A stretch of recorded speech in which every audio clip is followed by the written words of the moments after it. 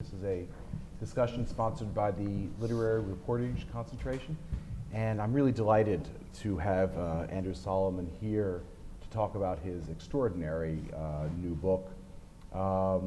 Andrew is a native New Yorker. He went to the Horace Mann School for many, many years. I've actually known Andrew since kindergarten? Second grade.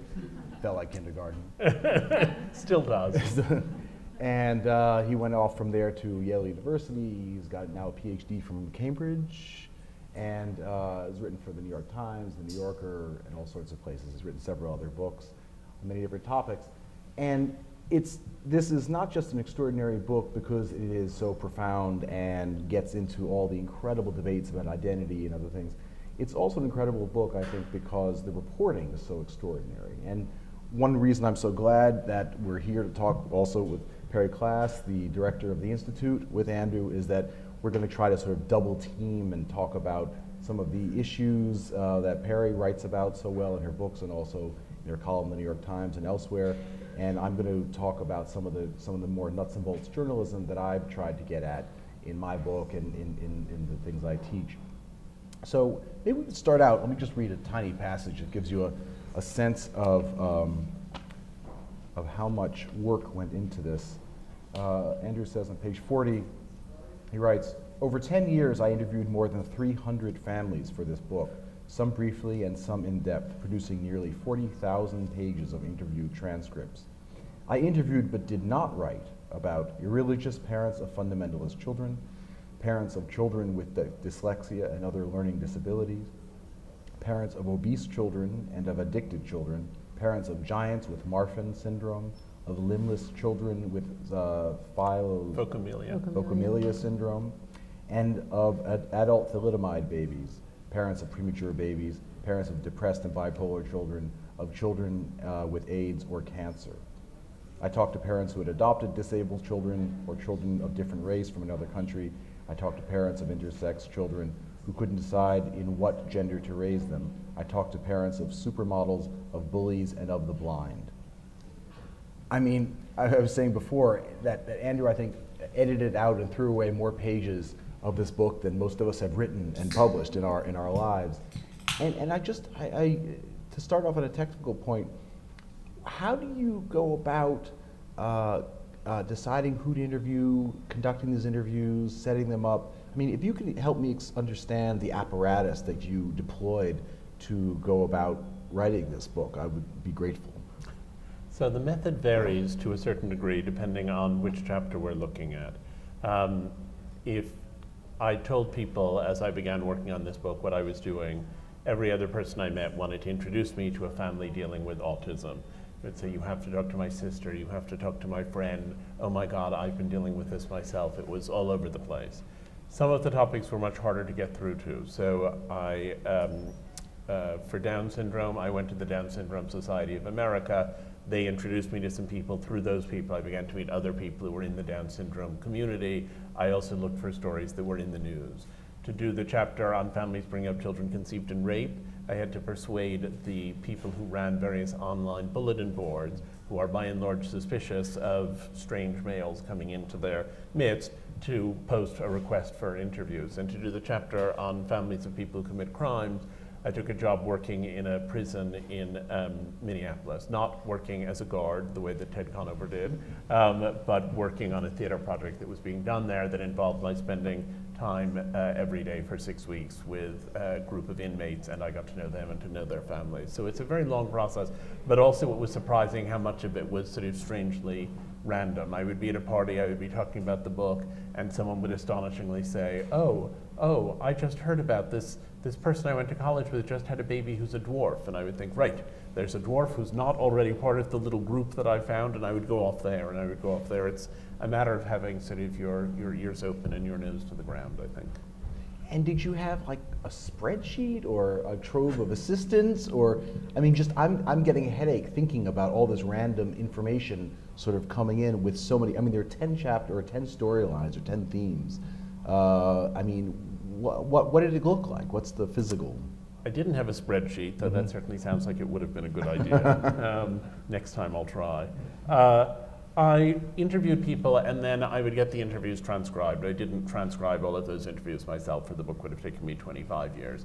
And then the existence of the transcripts, in a way, sort of structured the rest of the enterprise. So I would have a transcript, and then every so often I would take a month in which I wasn't doing much interviewing, and I would try to translate the long rambling transcript into a relatively coherent and linear story. And I wrote those stories all the way through the process of doing the book. I then did have researchers, not to help me with with that direct primary research, but to look up all of the library stuff behind it. So I would say, I'm doing a chapter on dwarfs and I don't understand what the genetics are, and I would have someone else do them. I would say, I've got the genetics down, but can you look at what the politics were when the Little People of America was founded, and so on and so forth. And I would try to get all of that information in. And then I would go off on residencies in the 2 years that I really spent stitching it all together, and just sit and try to look at, okay, I have now 20 people I've talked to, I have their stories written now in some reasonable narrative form, I have all this interstitial material, how am I going to fit it together, what parts go with what parts? And at that point it felt like a jigsaw puzzle, but it wasn't as methodical as having a spreadsheet. And I found as I went along that I would suddenly think, okay, I've interviewed 5 families of people with dwarfism, but the kids are all in their 20s, and I really need some younger and older ones. So I would think, okay, I've interviewed 15 people who all have autism, but they all seem to be in the low functioning group, and I should look at some high functioning autism as well. As you go along, you suddenly see holes and gaps, and then you can go out in a very directed way and think, okay, I need to find at least 2 or 3 families who fit this description or that description. So, because there are, I mean, one of the things that is wonderful about this book is it's so textured. I mean, it's not, you know, the sort of analytics or the modernist in me wants to sort of have every chapter be a story, you know, and have an individual carries a story. And this is not that, and it does fill in the spectrum so nicely. And I wasn't sure how conscious that was, and so you really were looking to sort of fill out. I mean, you had, you know, it could be 8, 10, 15 different characters in a chapter. And I felt that in order to make the larger argument of the book, which is that all of these kinds of difference have a great deal in common, and that what families go through in negotiating these kinds of difference is really very much the same. The idea that in the silos of schizophrenia or being transgender, there aren't so many people, but there's a great commonality in the experience of people who fall into those categories. I couldn't make that argument unless I really described what the experience of each category was like. And I thought I couldn't say, I'm telling you the story of Down syndrome by describing one family that was dealing with it. I couldn't say, I'm going to tell you all about prodigies and here's my prodigy. I thought I couldn't achieve the authority I needed to make the larger points if I didn't try to interview a broad range of people within each category. Do you want to intervene? Well, so going back to those commonalities that connect the book, and that sort of, to me in many ways they start with the commonality of that being a parent is a hard job, and it's an unexpectedly hard job, and it is almost never the job that you think it's going to be, and that the point you make several times in the book is this idea that the parents that you're writing about are grieving the child that they've lost, or they had a vision of what it was going to be, and then in these, you know, am I right that this is sort of the sort of underlying commonality, this sense that it's not what you were expecting, not the experience you were expecting. And one of the things that I was thinking about reading the book is, why is that so powerful, both for the parents and for the children? Why is growing up with a parent, why do both the parents and in many cases the children see that the parent's relationship to that child that might have been is such a powerful shadow? So I think of the mother who had 2 very severely disabled children, whom she took care of at home until they became too physically heavy for her to deal with them. And she and her husband arranged for a group home to be set up nearby. And at that group home, where they visited them every day, there was a negligent caregiver who had put one of them in a bathtub in a harness and then gone into another room to do something, and the harness gave way and the child drowned. And when his ashes were interred, his mother said, "Let me bury here the rage I feel to have been twice robbed, once of the child I wanted, and once of the son I loved." And I thought, as I looked at these experiences, that sense that there had been a disappointment and a lack of acceptance and a sense of trauma, and that then there had nonetheless been a bomb that grew up. That was really the narrative of the book. And in relation to where you began, it seemed to me that in the same way that, you know, we test flame retardant pajamas in an inferno to make sure our child's sleeve won't catch fire when he reaches across the stove, so this story of how families negotiated having children who were surprising to them in ways that often were traumatic or difficult really is the story of all parenthood, even if it's a more extreme version of it. I've yet to meet any parent who has not sometimes looked at his child and thought, where did you come from? And really I wanted to get at what that experience is like. And I wanted to look at mostly, I have some stories in which things go seriously awry, but mostly how parents manage to make a successful accommodation. What is the nature of the resilience that's required of these parents? One of the things that I found most interesting and that I really like seeing told or hearing told is, I'm a pediatrician and I trained in a children's hospital with a lot of children with diseases that nobody's ever heard of. And we used to talk about the parents, and what we called going to medical school the hard way, and the way that their lives and their battles were almost invisible. These lives of, in our case, usually parents with chronically ill children who, you know, spend their lives sometimes in an adversarial relationship with the agencies that are supposed to help them, who know that they're their children's advocates, who live in the hospital. I thought you conjured, both for the children with medical conditions and for others, I thought you conjured that really well, and I must have felt immersed in that world. Thank you. I was very much immersed in that world, and I was very struck by the fact that each of these conditions that I've looked at is an identity or an illness. But being the parent of a child with each of these conditions gives the parent an identity or the parent an experience of illness, or in fact usually some of each. And I wanted to validate both experiences. I think in order for anything that's traditionally been seen as an illness to emerge in anyone's individual experience as an identity, the person needs to go through or to achieve or to participate in 3 levels of acceptance. There's self-acceptance, there's family acceptance, and there's social acceptance. And a lot of the time I found that the family acceptance was the thing that mediated between self-acceptance and the larger social world. And I thought the work those families did was staunch and impressive in many cases. And yeah, I did want to lionize them, and I agree with you. I think they're often invisible. We don't see what those struggles are like. We think, oh, it must be so upsetting and difficult to have a child who's ill, but what the day-to-day routine of dealing with that is, that's almost unknowable until you've seen it. I have to tell you, my favorite story is the mother who packs the backpack for 7 days and, you know, goes to wait for the special education coordinator, and they say, why don't you come back, maybe she'll be here tomorrow, and the mother says, I'm just staying, and starts unpacking her backpack. That's actually the mother who is in the film, Deirdre Featherstone, who has the daughter with Down syndrome. Yeah, I can who see says, I'm lucky too. And she is lucky, the daughter, but they have a lucky time. But yes, it was amazing. She described she had kept going to try to set things up at the Board of Ed, and she couldn't get through to the people who could help to get her daughter into the school she thought her daughter should go to.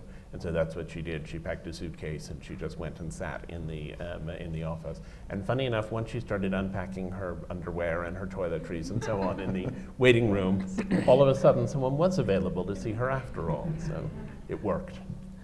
However, reverting to the medical model, talk a little bit about what happens in some of these situations around the prospect of a quote-unquote cure, which comes up with the Down syndrome.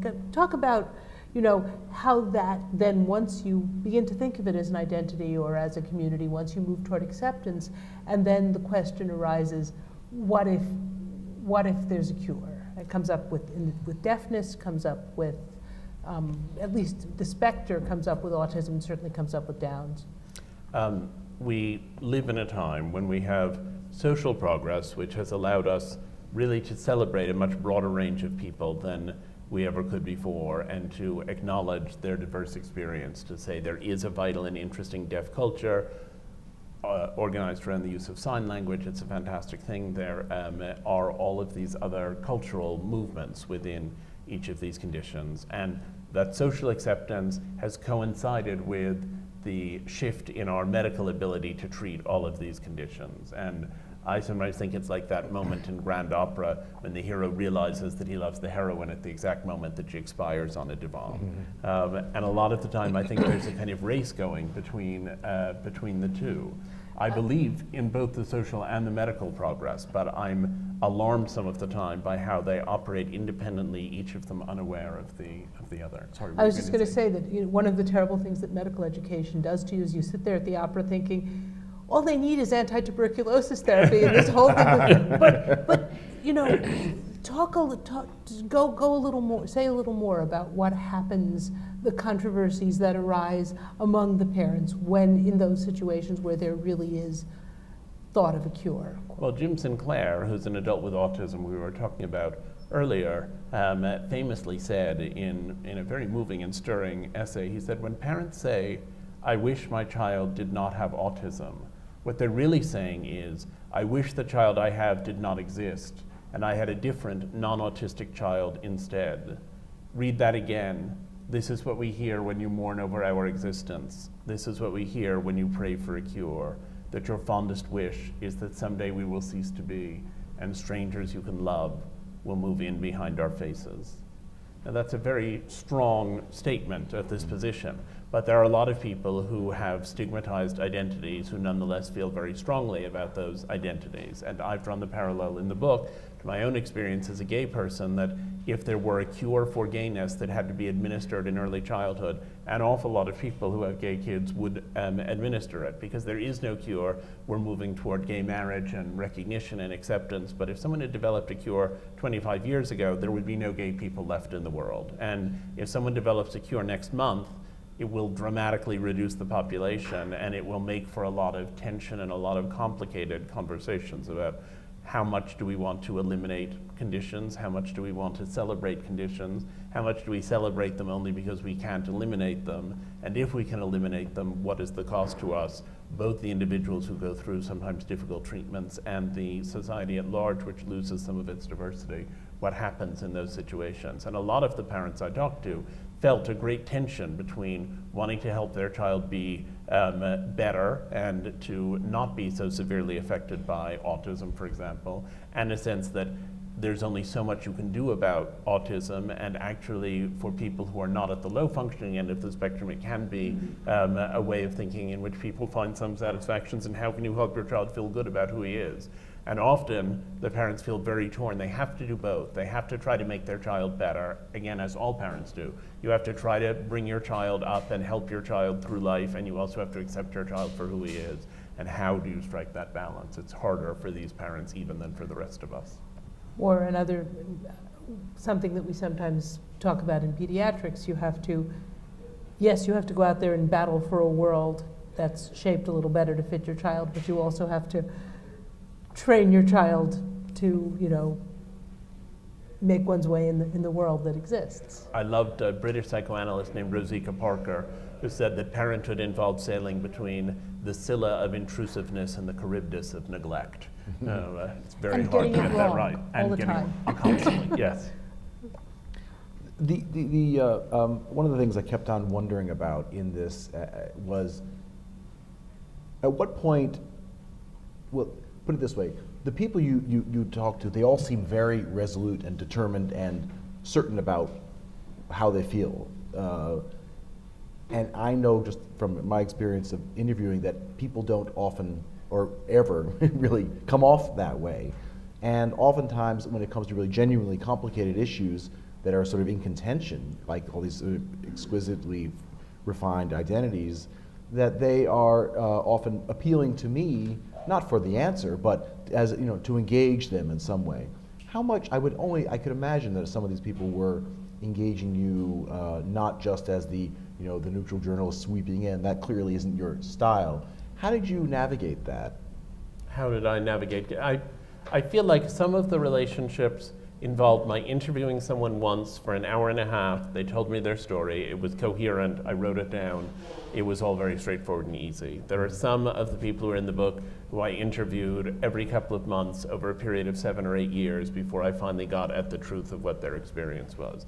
Now, obviously, in using so many people, the descriptions are reductive, and I was looking for people who had found meaning in their experience, and to some extent, this kind of research is self-limiting because people who actually hate their children are mostly not very interested in talking to a journalist about how much they hate their children. So there was an element of self-selection there, but there was also a lot of it was almost like going through a therapy process with people of helping them to distill what it was that they felt.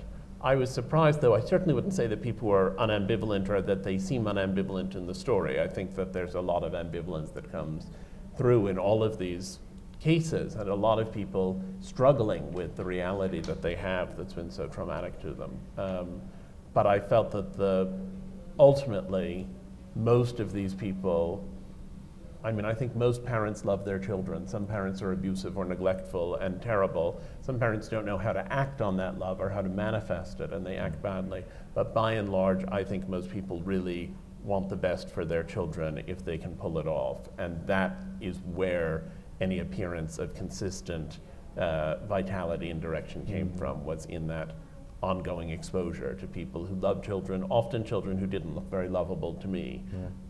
You say one thing just in the explanation that I found really amazing, and I was also really admired your honesty in it. You many times will say, so and so 5 years later told me, indicating that there was this real that the reporting was longitudinal in a way that very little reporting is, and I guess I was just wondering about how you also said just now that you would go back to some people again and again till this sort of they revealed themselves in some way. And there's a wonderful quote from Joseph Mitchell where he talks about how he feels he has to talk to people over and over again until they make the revealing remark that lets them show their pain. And he's got a very psychoanalytic sort of mind, and they really reveal their pain or let their mask down. What indicated to you that you'd reached that moment? Was there any sort of moment or something you could rely on to say, yes, now I've done enough? I'd start by saying that I asked a lot of the people I was interviewing why they had agreed to do these interviews when the topics were clearly such painful and difficult ones, and when I could experience, as they told me the stories, how much they were struggling to get through the conversation. And over and over and over again, people said to me, I felt so alone in my experience, and if my telling my story will help someone else to be less alone, then I'm willing to do it. So people had a strong sense of purposefulness in doing a lot of these interviews. There were some people who seemed to me to have a shell that they themselves weren't aware of and that I couldn't get past. So there were plenty of people I talked to and I just thought, I haven't really got the whole story there. But there were many people who had experienced a lot of judgment in the world. There's somehow, even though we've got over the idea that, bad parenting causes schizophrenia and autism and so on, there's still a lot of people who had felt that the world at large looked at them with a kind of patronizing pity, and I tried not to look at them in that way. And a lot of them, once they relaxed into thinking that I was not passing negative judgment on them, were really full of their story and eager to tell it. And then it just took some time. But in the same way, in effect, it's the same way that intimacy of every kind takes time. You can hook up with someone online, but intimacy actually usually takes a while to develop. And I found that the intimacy mostly took a while to get to, and it was very gradual. And I didn't always know quite when I'd reached it, or when I'd done enough, or when I'd done. There's one person in the book who's a psychopath, who's in the chapter on crime. He's in as Krishna Hernandez. I spent really hundreds and hundreds of hours with him. I traveled with him to see his family in Guatemala. Yeah. That's the one. I did all of those things, and I just felt that it was part of his psychopathy not to be honest. But eventually it almost felt as though I had built up an armamentarium, an armory. I had interviewed both his parents, I had interviewed people who were in his gang, I had interviewed him, I'd seen him in prison, I'd seen him out of prison, and there was just a point at which there was sort of so much material that he almost sort of had to give in and talk honestly about how he felt. One thing I wondered, and you spoke to this briefly in the book, you write to this, whenever you're pitching a book or pitching a book project, you develop a little story that you tell the people and you give them a sense of your angle, maybe not all of it, but you have to bring them in so that they can tell you what the kind of things you needed. The story that I can imagine you told, first I'd love to know what it was, and did you tell them that you were looking at all these different identities and you saw certain connections between them, though they were obviously all different in their own ways, and horizontal and vertical identity? I mean, how far into the weeds did you get with your elevator pitch, for this kind of a book? How do you explain someone you want to include them in this kind of a book where their company is, schizophrenics, dwarfs, everything? So in terms of what I said to the publisher before I started, my theory is that if you sell a nonfiction book on a proposal and your book has anything much to do with the proposal, there was no point writing it. I mean, the research has to change things. As I talked to the people whom I was interviewing, I tried to pitch it to their particular concerns, but I mostly said to them that it was a book about, I didn't have all of these ideas fully developed at the time that I was starting to do interviews, but I mostly said to them that it was a book about how families struggled against apparently difficult circumstances and what the ways were that people managed to get through those circumstances. And people were positively responsive to that. And then a lot of them would say, and what are the other chapters? And I would tell them. And the people who had schizophrenia would say, okay, but I mean, we're not criminals. Why would you put us in a book with criminals? And the people who were criminals would say, okay, we've done some bad stuff, but I mean, those transgender people, those people are really way out there. And the people who were autistic would say, but we're so much smarter than the people with Down syndrome. And it went on and on and on like that. I took it as evidence that I was onto something, that everyone objected to the other chapters. But a lot of them felt very strongly associated with the chapters in which they themselves were to figure. So they felt like if you were really interviewing a lot of people about the experience of raising a child with Down syndrome, I want to be part of that conversation. And I've been very gratified since then that a lot of them have said, I didn't think I connected with those other groups, but it turns out I did. And the moment that was particularly sort of delightful to me was when a few days after I had a book party and I invited everyone I'd interviewed with whom I was still in some reasonable amount of contact. And I had a photo that got sent to me a few days later of the father of an autistic child, a dwarf, and a woman with schizophrenia who had all gone out to dinner together after meeting at the party, and were talking about their shared experience. So go into a bar, and the one says... So would you talk a little bit about what you think the role of actual physical difference plays? Because I mean, I thought it was interesting the ways that parents sometimes say what's painful is everybody looks at my child and immediately sees this, versus what's painful is my child looks just like everybody else. And I can actually remember the mother of a child with autism saying to me once that she had there was another family member who had a child with Down syndrome, and everybody thought that family was being so heroic because here they were managing with this child who obviously had Down syndrome, whereas when her child acted out, she felt everyone was looking at her and thinking, why don't you set some limits? Right.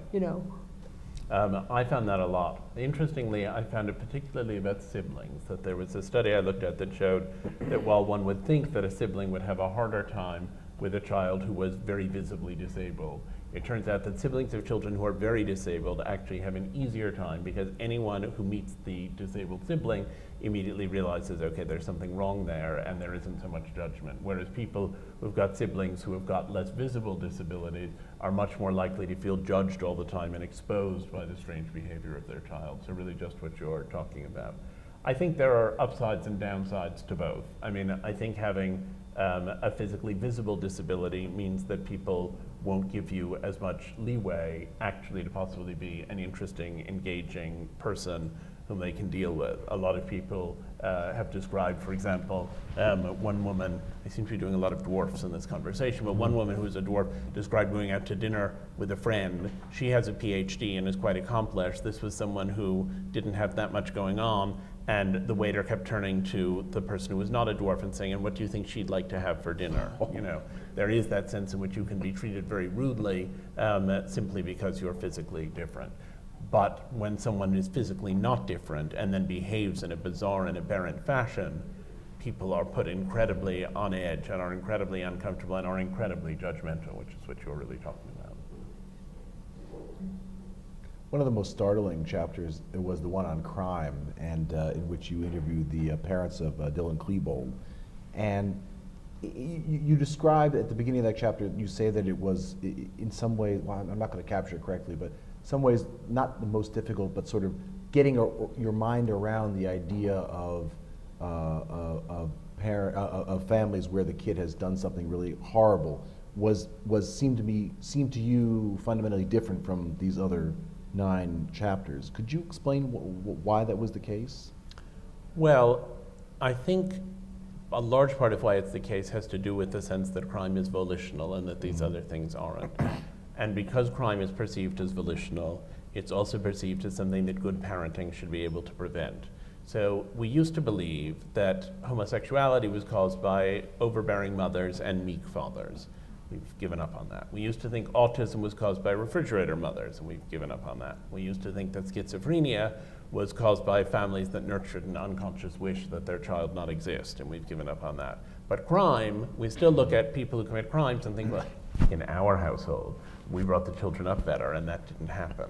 And I think there's a sense, therefore, that the families of people who committed crimes are the most isolated of any, because they don't feel there's anyone they can turn to. And you know, if your child is newly diagnosed as transgender, there are support groups everywhere where you can go, and there are lovely websites, and there are all of these things to help you to move forward in the situation you're in.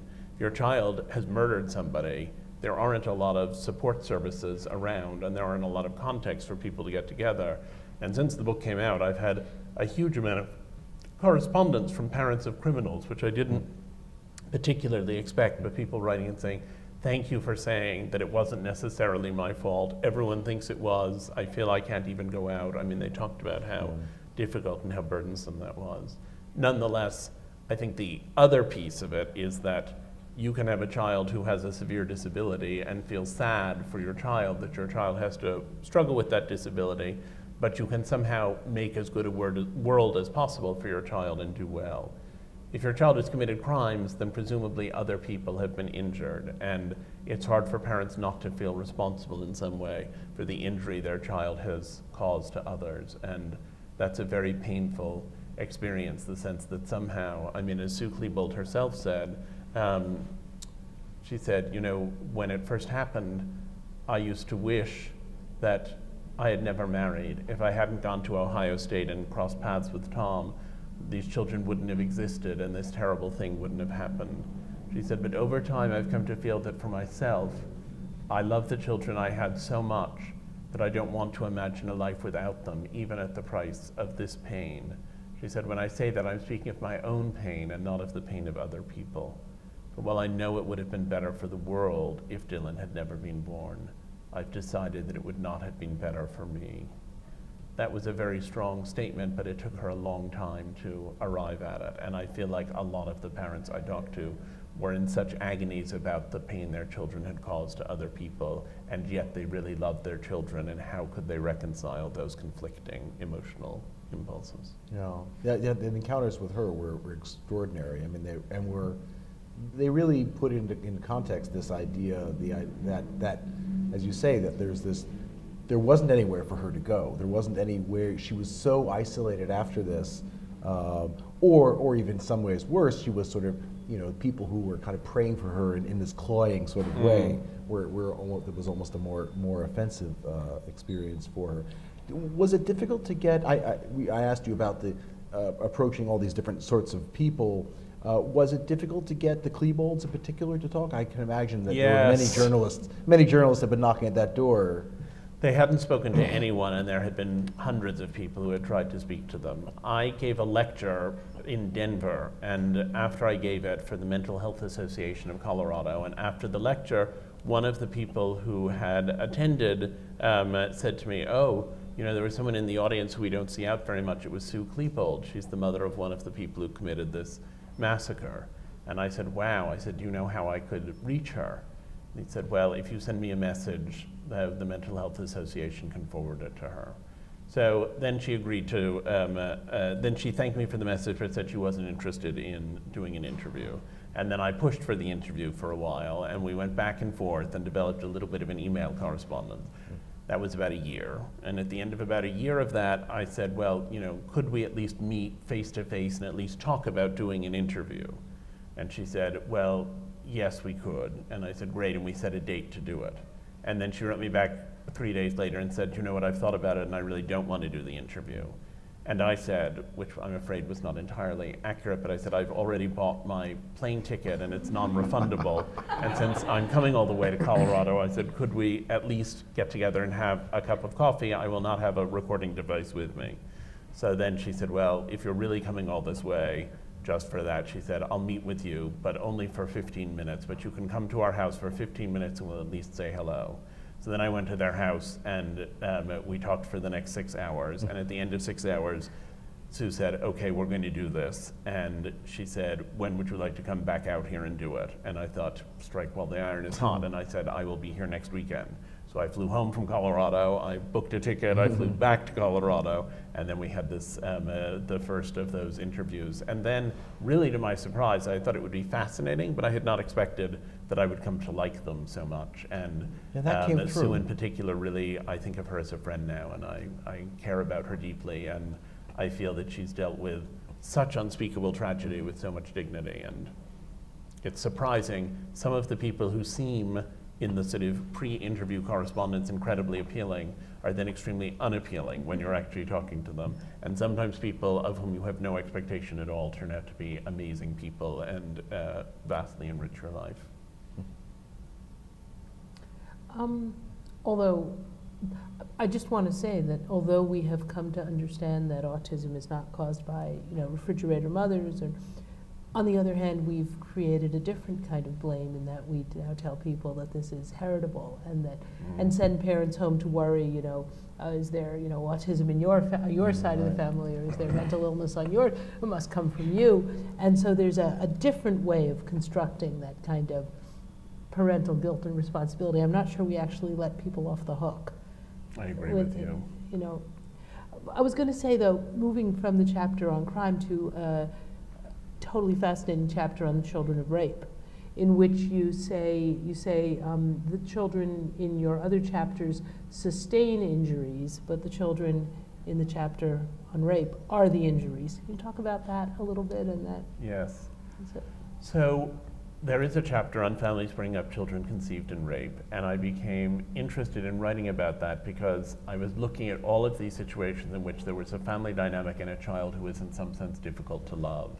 And usually the child was difficult to love because of characteristics with which he had been born.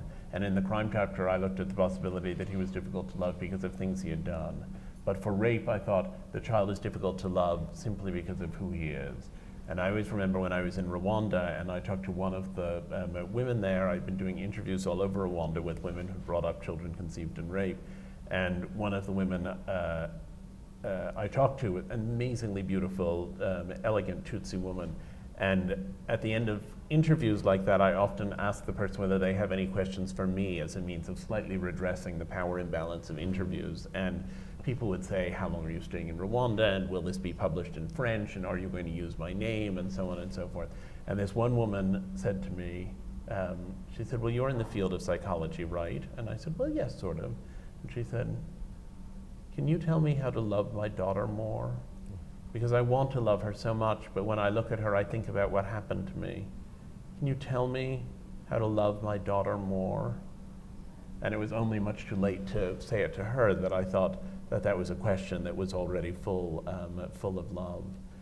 I felt in talking to those women that this question of whose identity is it? Is there the identity of being a child of rape, or is the identity primarily the mother's identity of having been raped? And what are the ways that these mothers sort of struggle against their instincts? One of them said, most mothers, when they're in a tight spot, listen to their instincts, but my instincts are horrifying, and I spend my whole life trying not to listen to them. And I wanted to look at what that struggle was like, and how some people ultimately were able to reconcile themselves, if not to the rape, at least to the idea that it had brought them their child. There's one woman I interviewed she was raped when she was 16 and she's now in her late 50s. So it's a long time, and this was a slow process. But I said to her, do you ever think about the man who raped you? And she said, well, I used to think about him with anger, she said, but now only with pity.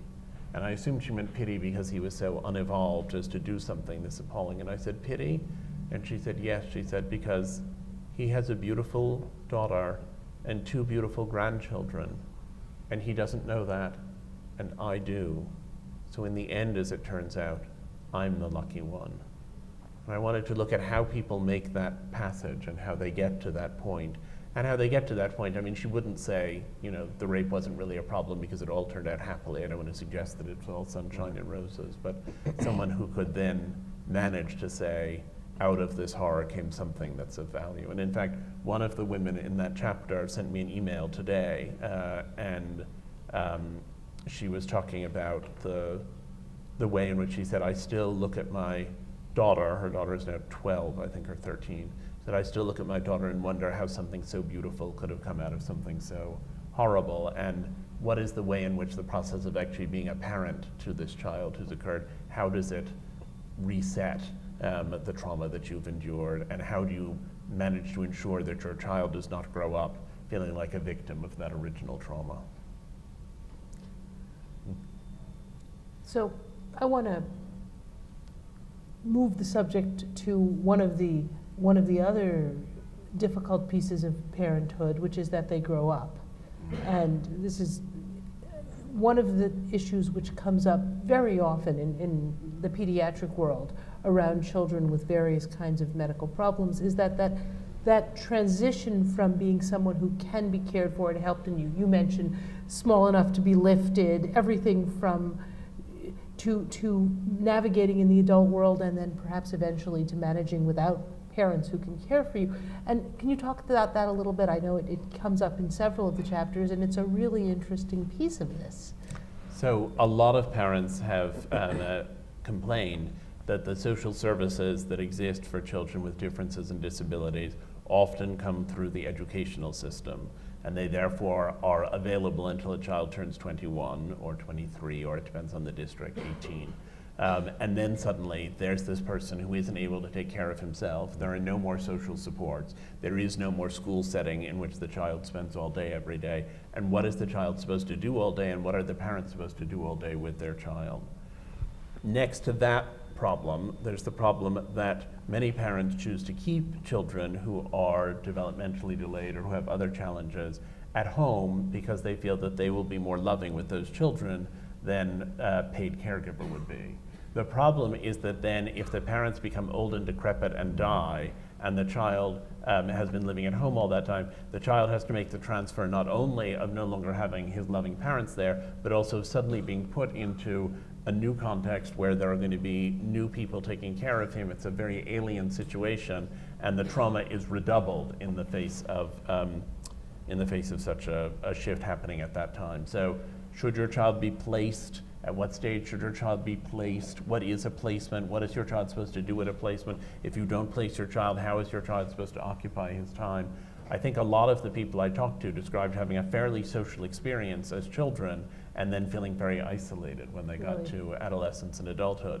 And there was a huge scandal in the world of disability around the treatment of a little girl named Ashley, whose parents had a surgical procedure to ensure that her growth was attenuated, which is basically to say she had an administration of estrogen that caused her growth plates to close, which means that she'll never be larger than the size she was when she was about 9 or 10 years old. And her parents said, she loves being picked up, she loves being carried, we take her with us everywhere. And I contrast their experience of having a child who's portable with the experience of the family I alluded to earlier, who had to have their child move into a group home where he was lifted on ropes and pulleys and then ultimately drowned in the bathtub. But the disability community thought, if you don't do this to healthy children, why would you have an unnecessary surgery to a disabled person, and what is the slippery slope between that and sort of Nazi-style eugenics? So there's a lot of tension back and forth as to what is appropriate, what is feasible, what is not feasible. And I felt about the Ashley treatment, ultimately, that while I thought it was problematical in some ways and that it did have some problematical implications, I thought it had been done with love. And in interviewing Ashley's parents, who also have been very difficult to pin down an interview, but eventually her father agreed to talk to me, I felt certain that they had been motivated by love, and that while one could say that they were motivated by love to do the wrong thing, the fact that it was essentially done as a means of keeping their child in their embrace and close to them had to be taken into account before any judgment was passed. How has, you now have several children, one of whom I met, the very adorable and precocious George, who I was having dinner with Andrew this summer, and we were walking up the stairs, and I asked George, I think something stupid adult kind of, how old are you or something like that. And we were walking the stairs, and Andrew heard that he hadn't answered, and said, George, Robert asked you a question, and George got to the top of the stairs and said, I was out of breath walking up the stairs. And then he sort of set us both right and told his age. How has having children, because you had children in the middle of this book, how has that changed, altered your thinking about these issues? So everyone said to me that they thought it was extraordinary I was going to have children in the midst of a project about everything that can go wrong. Right. And I kept saying, it's not about everything that can go wrong, it's about how much love and joy there can be in these experiences, even when everything goes wrong. And I felt like if all those parents could love all those children, I would love whatever child I ended up having. And I tell the story in the book of the fact that then George was born, and the next day the pediatrician came in and said that he was not extending his legs correctly, and that she thought this might be evidence of brain damage. That insofar as he was extending them, he was doing so asymmetrically, which could indicate a mass or tumor in his brain, and that his head was unusually large and he therefore might have hydrocephalus, and that we would have to go and have testing for all of these possibilities. And so there was George, not yet a day old, and there we were watching him get strapped into CAT scan machines and MRI machines and so on. It was a completely terrifying experience, and all the way through it I kept thinking, okay, I've written about all of these people who found all this meaning in having children with all of these conditions, and I firmly don't want to join their number. My experience of my child having this happen to him is it's an illness and it's terrible. But I did know that ultimately it would turn into my reality and it would become an identity for him and for me, and that was where it would go. I think having children gave me a real feeling for the intense vulnerability, which seems to me to be the essence of parenthood, that somehow you're no longer subject only to the injuries against yourself, but the injuries against someone else, and you can't always protect your child from them. The fact that I'd worked on this book, I hope, will make me a more accepting and less judgmental parent than I might have been otherwise, but I can't pretend that it didn't also frighten me, that reading these experiences, I felt a lot of the people I interviewed were heroic, and I didn't know whether I had the capacity to be similarly heroic. Should we throw it open for questions? I'm sure that people have lots of questions. If you wouldn't mind staying at the podium to ask any questions you have. I was briefly reading Podium.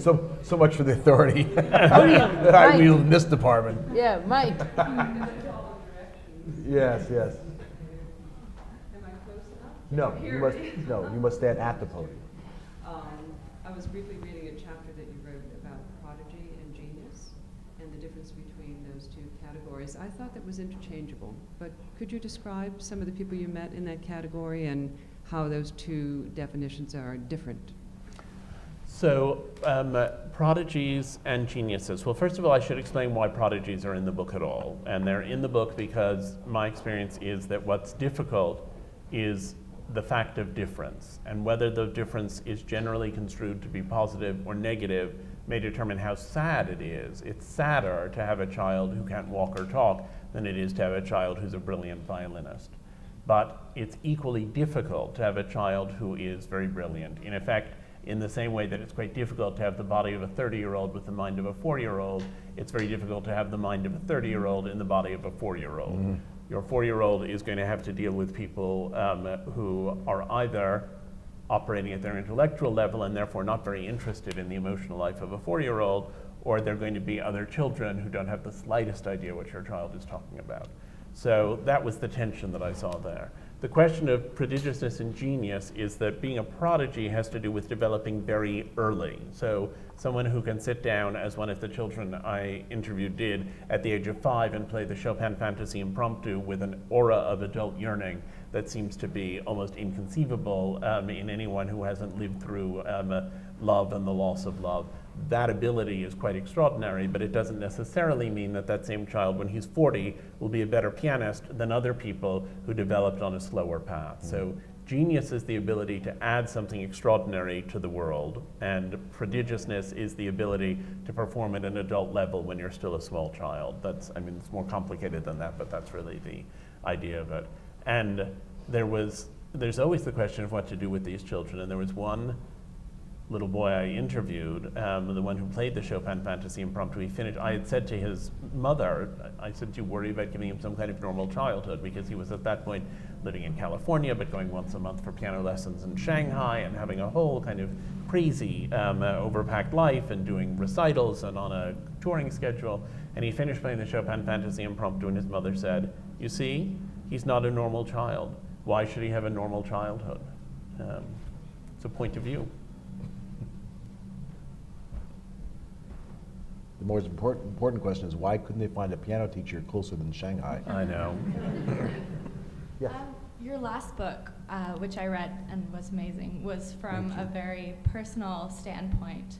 And this book, I suppose, maybe initially wasn't something that came from such a personal place. What was the difference in writing and reporting something that was, you know, something very personal and then something that was more sort of perhaps foreign to you, and how did the idea for this book spring up?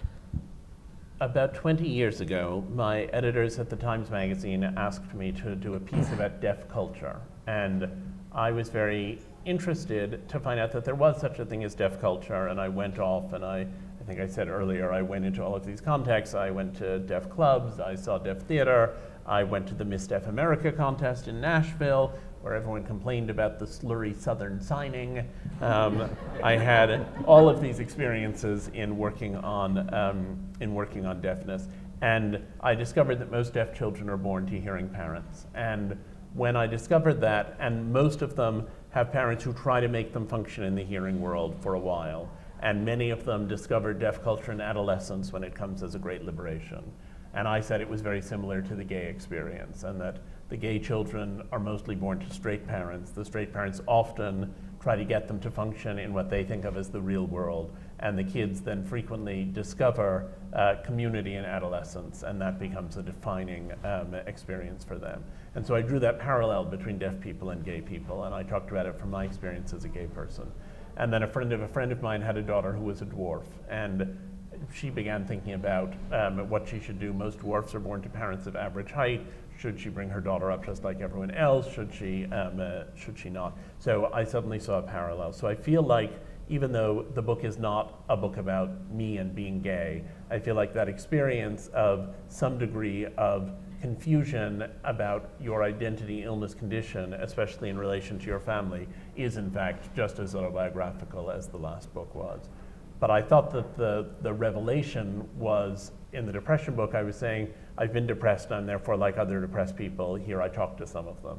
In this book, I said, I'm gay and therefore I have something in common with all of these other people in all of these other categories. And for me, it felt like a much more expansive enterprise. And one of the things I loved was the alternate experience of saying, oh my God, you have autism and what you're describing is so much like what happened to me. And then the next minute thinking, wow, that's very foreign and very different. But there was a moment that was very moving to me when the New York State Senate passed gay marriage. One of the senators, who was a Republican, who had voted against gay marriage previously, was asked why he had voted in favor of it this time. And he said, I have an autistic grandchild and it's changed my perspective on a lot of issues. And I thought, okay, if he can make that leap from the autism to giving gay people the right to marry, then it's important that I and other gay people make the leap from the rights of our own that we fought for to fighting for rights in a larger and more encompassing sense. Thank you. Other questions? No? Yes, please.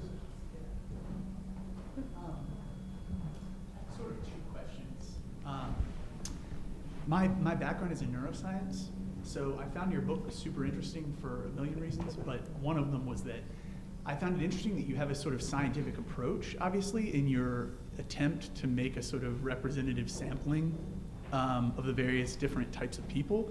But at the same time, of course, you're not going to literally assert anything, at the level of empirical. Like, essentially, your argument is about the subjective experience of parenting. I just sort of wondered, what did you consider your sort of standards for a representative sample? That's my first question, and before I sit down, I wanted to ask a second one, if that's all right. I also read New Day Demon. I think it's beautiful. But I wondered, you didn't include either bipolar or depression in this book. I wondered why, particularly because I think those disorders make a really nice sort of emotional analog to autism. I think of it that way often as sort of like in the same way that autism warps people into a place where they are insensitive to social emotion. These disorders, particularly bipolarity, warp people into a place of extreme emotional sensitivity. I wondered, why did you choose to exclude those? So there were several reasons for excluding those. The first of them is that I'd already written a whole book about depression, and I felt like I'd said most of what I have to say about it, and I didn't want to repeat myself. The second is that in constructing this book, I considered many, many conditions, as Rob read aloud at the beginning, and the ones I chose in part because I thought they constellated to describe a variety of experience. And I think it's true that looking at depression and bipolar disorder, part of the experience, certainly of bipolar disorder, is there in the schizophrenia chapter, and part of the experience actually is covered in the autism chapter. And the book, as you will have noticed, is quite chunky as it is, and I couldn't add a lot more chapter. I mean, I could have written, like Will and Ariel Durant, the sort of 19-volume version of it, but I felt like I had to sort of narrow down what I did. They're interesting topics, and the question of how families respond to them is interesting, especially in this period when pediatric bipolar disorder is being diagnosed so much more frequently. But there again, autism is being diagnosed so much more frequently, and I wanted to look at what the responses have been to conditions that seem to be on the upswing, and I decided to focus on that one. And then, I'm sorry, my memory is now bad. The first question you asked was, the sampling method. So, if I had been doing a real scientific study, I think I would have had to recruit through an institutional setting and to have a very methodical way of finding the sample. To some degree, it's a so-called sample of convenience. It's the people I met, it's the people I found, it's the people I dug up. A lot of the time, as I went along, as I said earlier, I then felt that the sample that I had was in some way not true to the full range of experience. So I would then set out very specifically and think, I really need more people from the Midwest, or I really need to make sure that these people aren't all high income, or I need to, whatever it was that I had to shift. So I did construct the sample to some degree, but there isn't any way, I don't think, even if I had had an institutional setting and an academic position, there isn't any more methodical way to find people. I suppose I could have gone to a hospital and just interviewed all the families who received a Down syndrome diagnosis at that particular hospital, but that didn't strike me, even though it would have had, been easier for an IRB to process. It didn't strike me as the way that I felt prepared to do it, and it didn't strike me that I would get more interesting information from doing that. And the real argument of the book is that while I've used a lot of statistics, there are statistics throughout, that essentially these are really human stories, and statistics imply a kind of rational structure, and these are not rational experiences, and narrative is really the best way to capture how various they in fact are. I wonder whether you would ever have gotten through the IRB if you were in an academic position doing this as an academic book, a qualitative, longitudinal study like this. I mean, I just gather that the IRBs are more and more restrictive all the time. I mean, I wonder whether this would be They possible. are, and I think if it were an IRB study, the idea that I interviewed some people once and some people over 10 years would not have gone down very well, and the flying to Guatemala with the gang member they would have had some trouble with. And I just think that there are enormous advantages to what happens with an IRB, and for the research for my PhD, I dealt with an IRB, and I'm doing a longitudinal study which is very, very structured. But I think there are also things that can be better achieved elsewhere, and I think sometimes that IRB ethos, while it can create really rigorous research, can also limit the research in its way. Yes. Watching the video where some of the people with disabilities were adults made me wonder, did you interview any children who were more normal than their parents for this book? I didn't do the reverse. I thought about it. I mean, I thought, for example, about talking to hearing children of deaf parents. I thought about talking to average children of dwarf parents and so on and so forth. All of these situations do exist in reverse, or at least most of them do. Again, it's a pretty thick book as it is, and I just thought that was an extra complication. But I also felt like what I really wanted to look at was the construction of identity and the construction of identity associated with these conditions.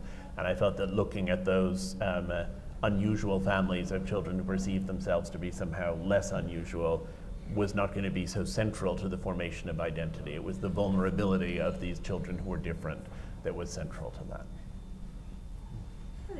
Hello. Can I ask you 2 questions? Number one, how did your father respond to this book? Have you shared that publicly at all? In other words, the reverse. You wrote the story about parents.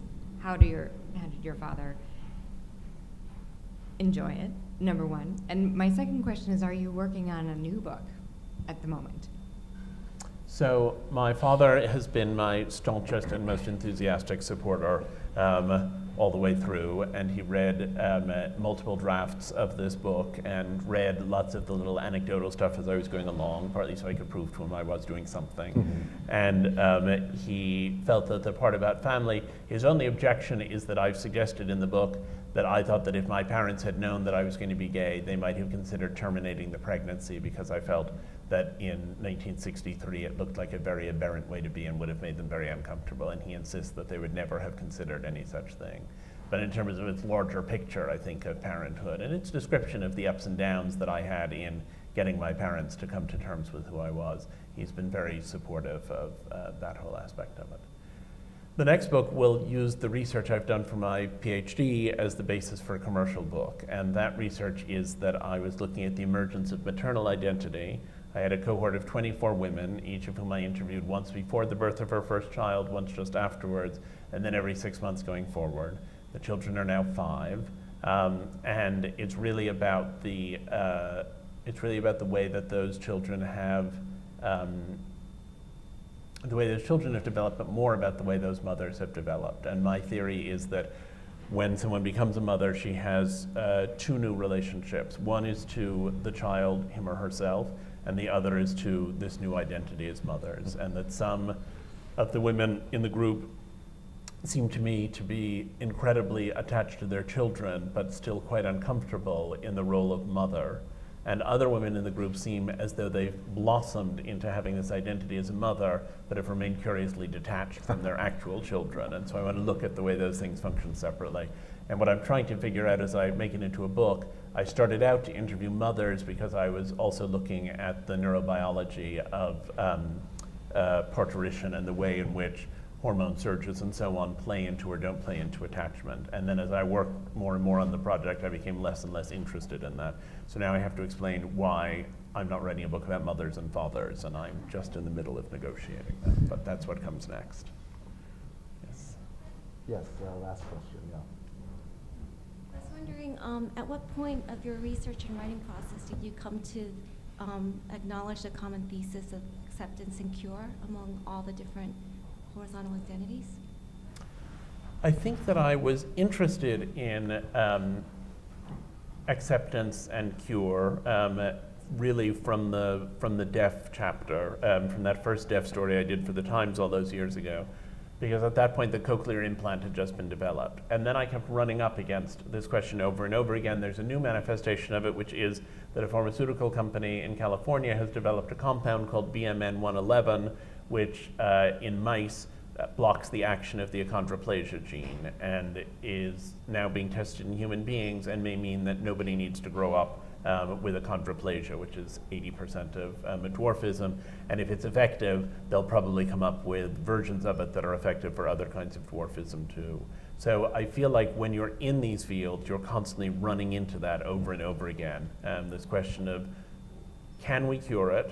How traumatic is the cure? When will we be able to cure it? And what will we lose if we're able to cure it? It was a question that people asked over and over again as we talked. And I ultimately found it very moving. You know, if I had a child who was a dwarf right now, and BMN 111 turned out really to work in human beings and not to have any side effects, now those are two big ifs, but if that were the case, I mean, I think it's hard being a dwarf, and I would like to give my children an easier life if I'm able to do so. So I would probably give them that compound. If it turns out that it works in human beings, but 10% of them then develop kidney failure or something, then I probably wouldn't do it, because I've met a lot of dwarfs and I think they have pretty good lives. And I feel like what seems to me to make sense to cure or not to cure at any given moment in time will be different from what will seem to make sense 20 years from now. And I certainly know, even if my parents wouldn't have terminated, that if there had been a simple, non-invasive way of helping me to be straight, they would have wanted to do it, and I would have wanted to do it. When I was in high school, it was not such an easy thing to be a weirdo. And so that question is one that haunts, I think, the whole enterprise. On the other hand, I think that the kinds of therapies that people do to, the sort of ex-gay movement and so on and so forth is cruel and sadistic and bizarre. So I'm not an enthusiast for that line of behavior. And how do you what does it mean? And if I become gay, not gay, then I might have had a very nice life and married some nice gal and be living in the suburbs and be fine. At this stage of my life, I would hate to change things. I'm happily married to the man I'm happily married to, and we have children, and we have a lovely life together. And the idea of someone coming in now and saying, oh, we can actually change it, I feel like, no, this is who I am, leave me alone. So how did I get, from wishing I could change it to feeling like I would never consider it? I got there through a lot of lived experience, and I wanted to understand what those lived experiences were and how they applied more broadly. Great. Well, listen, I encourage you very strongly to go and buy Andrew's books. Both his last book and the current book, Far From the Tree, are for sale over here, and I'm sure Andrew would even sign it if you asked him very nicely. And thank you so much for participating in this conversation. What a pleasure. Thank you so much. And thank you. And thanks to all of you. Thank you, thank you.